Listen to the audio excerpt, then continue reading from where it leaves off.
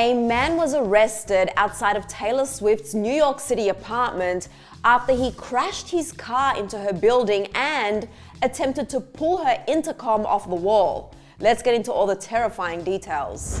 Unfortunately, it's no question that Taylor Swift's many properties in the US and UK are a magnet for crazed so-called fans attempting to intrude. But a bizarre and extremely shocking incident that happened early Thursday morning was definitely a first. TMZ was the first to report that a man was arrested outside of her New York City Tribeca apartment after crashing his car into the building. Law enforcement sources explained to the outlet that just before the man was taken into custody, he had driven the wrong way down Taylor Street, reversed his car and struck the building as well as a fire hydrant.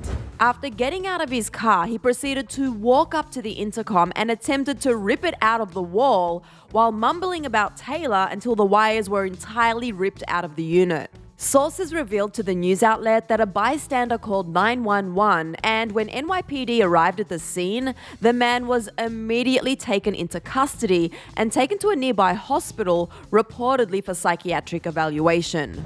TMZ reported that the NYPD identified the suspect as 31-year-old Morgan Mank, who was booked for driving while intoxicated and driving while ability impaired. Police observed a moderate odor of alcohol on his breath. Most importantly, it's unclear whether Taylor was actually home at the time of the incident. However, with the amount of security measures it takes to actually reach her front door, there's a good chance she was completely unharmed. And thank goodness. As fans know, this isn't the first time Taylor and her properties have been the target of trespassing in an attempt to get to her. Just last summer, another man by the name Patrick Neeson was arrested for actually entering into the vestibule of the same New York City apartment that takes guests up to her penthouse, just before police were called to the scene, as reported by TMZ.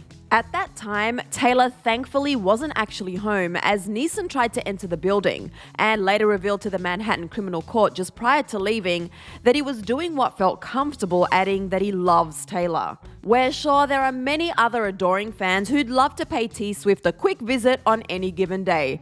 But there's this thing called boundaries. Maybe you've heard of them, or maybe that'll be the name of the forthcoming TS10.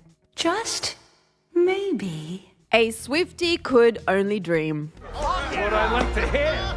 And to see why some Swifties were upset with Lady Gaga after her recent photo shoot, click right over here for the full rundown. After that, let me know your thoughts about this terrifying run-in at Taylor's New York City apartment in the comments section below. Tay, we really hope you're doing okay. I'm your girl, Susan Morad. You can find me on socials at Susan_Morad. I'll catch you later.